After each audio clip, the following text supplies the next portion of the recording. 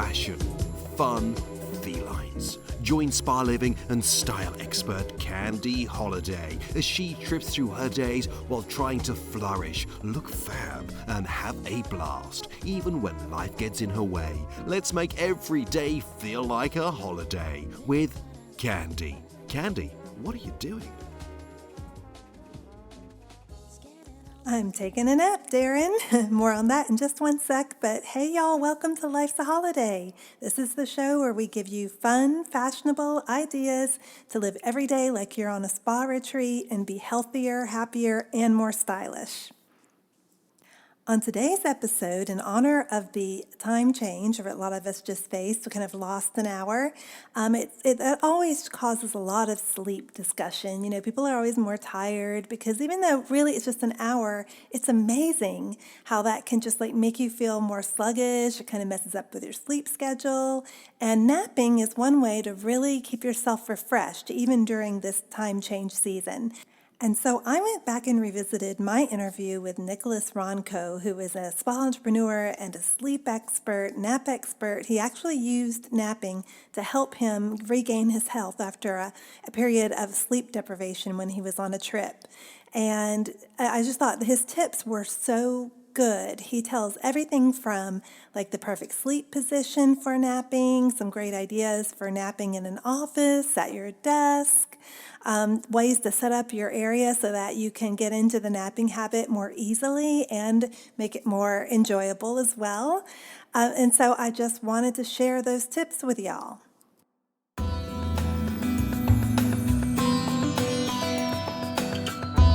I wanted to let you all know, once again, if you're just tuning in, I'm here with Nicholas Ronco, the CEO of Yellow Spa in New York City, where they offer napping services, and he is the smartest people and influential on sleep and napping and its benefits to us in the country, really. Just so excited to have him with us. I decided to try a 1-hour reflexology session, not really knowing what it was. And what happened was really nothing short of an epiphany in the sense that after 1 hour of reflexology and falling asleep and napping at the same time, I woke up from that absolutely 100% recharged, like nothing ever happened. I felt that I had taken like a 3-week vacation, and I was finally able, because of the relaxation response that was generated within my system, I was able to have a first good night's sleep in a week, which back in turn put me on this virtuous cycle instead of vicious circle of, being able to recuperate and rest, and then I was able to go on with my trip. We all go through this. So during my career, I've seen people take naps in the bathrooms. I've seen people take naps under their desk and making everyone believe that they were gone to lunch. I've seen people take naps in their cars. I've seen people do all kinds of things just to be able to accommodate this urge, which is a very, very basic human need as, drinking and eating and sleeping and, going to the bathroom. It's the same kind of need. I mean, there were like several studies released in the past 4 years that showed the benefit of either proper sleep or napping on our health. The first one was a Harvard study, Harvard Medical School in 2007, that showed on 23,000 people over a period of 6 years. So that's really like the definitive study on that. And it showed that people who took a nap 3 times a week for only 20 minutes reduced on average their rate of heart attack by 37%.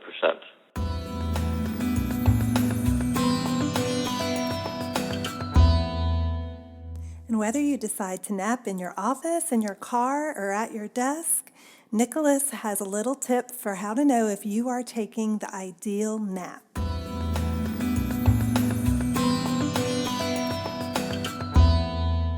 If you are able to remain between stage 1 and stage 2, which basically feels like you're going to La La Land, you kind of lose, perspective on time. You start you start to daydream. You think you participate, but you're kind of actually dreaming about the situation. And time goes really fast, like 5 minutes, like half an hour goes like 5 minutes. When you wake up from that, your stress level is much lower. And at the same time, you started building, brain connections that will also not only improve your memory and improve your learning ability, but reduce your stress during the day. Right. Yeah, and that's what I found too. And I know I was really at first. And of course, I haven't listened to work for myself. I have a bit more of a luxury than other people. But one thing I know that I was sort of worried about was that I would fall asleep and during my nap, and then wake up 2 hours later. But we do have this ability to actually decide when we wake up. And so the same principle applies to the nap. If when you go to sleep, you said, I'm going to let myself go for 30 minutes, then your brain will naturally wake you up. But it's been observed around the world for thousands of years. There are real reasons, prehistorical reasons actually related to that, which is and the fact that 50,000 years ago we actually were being hunted by big predators, and the only time where we're not being hunted, which is still the case today, is between noon and 3 p.m. because it's so hot.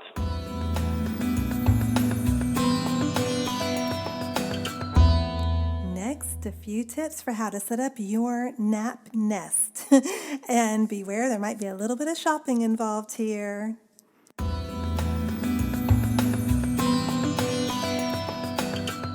You choose the most important elements of your experience of your session, which are either the sound or music. So it could be sound of rain or forest or whales, or it could be Mozart, or it could be jazz, or it could be anything that relaxes you, that's really just for you. And the fragrance that we put in the room, because the sense of smell is the sense that is most closely related to earlier memories of childhood. So if someone, for example, will pick, lavender, it's because they probably grew up in the south of Europe and it reminds them of, their childhood in summer, etc. And everyone would pick a different fragrance. And this will provoke a relaxation response quickly. And that's why it's so important to be able to build your nest and then to be isolated from the craziness of the world. A cocoon, it's an octagonal cocoon that looks like a honeycomb, and it's 72 square feet. It's completely soundproof, and basically when you come in, we only have one item that's important for you, the client, which is called the zero gravity chair inside of that cocoon, which is enclosed. And basically the zero gravity chair will put you in that position, which is called zero gravity, where your knees are slightly above your head. And what's important in that position is that your blood flow is actually changing because your blood concentrates towards your chest.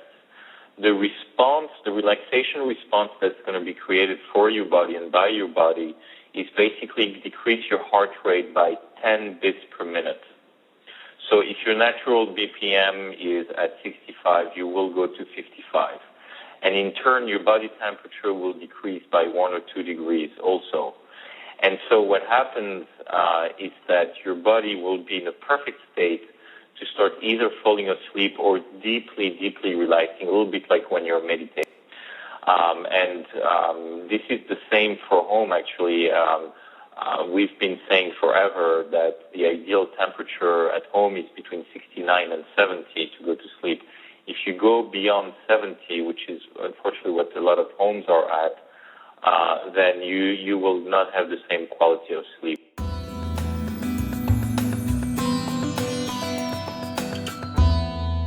So now you're all set up and cozy. Here is a super quick top secret hint from Nicholas on how to fall asleep or fall a nap. I don't know, I think we need a new word, fall a nap, in 20 breaths.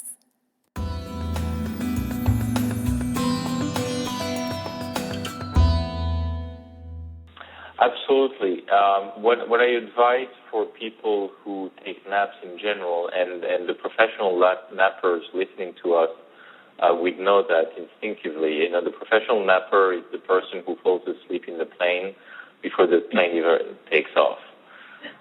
That's what I call a professional napper. So I advise to put your 2 hands on your belly and to breathe fairly long breaths for as much as you can remember them, because usually when you do that, on the 20th breath, you will have a tendency to actually fall asleep and start breathing normally again. So you will do that naturally. And you breathe to the sound of 1 when you inspire and 1 when you expire. And you do that very slowly, consciously at first. And you'll see that it's going to come to you in the relaxation response that your body will go through. So you will fall asleep much quicker. And I like to keep at my desk my noise-canceling headphones. They even sort of remind me to take a nap, and they are great if you're in an office because people walk by, they'll see you with the headphones, and they'll just totally ignore you. It's just awesome. It's like superpower nap time with those things on. And the other thing are my slippers. I always have my slippers under my desk, and when I have those on, I just feel all cozy and warm and more relaxed. It just is another tool to help you kind of take that nap time more easily. And you don't even have to nap every single day to reap the benefits. You can do it just 2 or 3 times a week and you'll feel more refreshed, more energized. You won't get that yucky afternoon slump. And if you're looking for a nap spa, you can search under napping spas, napping bars, napping cafes. They have them in airports lots of times. And I will put up a few of my favorites in the show notes on lifesaholiday.com if you want to check it out. But till then, let me know if you try napping. Let me know how it's going. If you love it, you hate it, have any issues, reach out to me on the website or on Candy Holiday Instagram. Look forward to hearing from you. See you next time. Bye. Don't forget, you can shop the show and get the 411 on this episode at lifesaholiday.com. That's HOLLADAY.com. Meet Candy on Candy Holiday YouTube channel for more adventures. See you next holiday.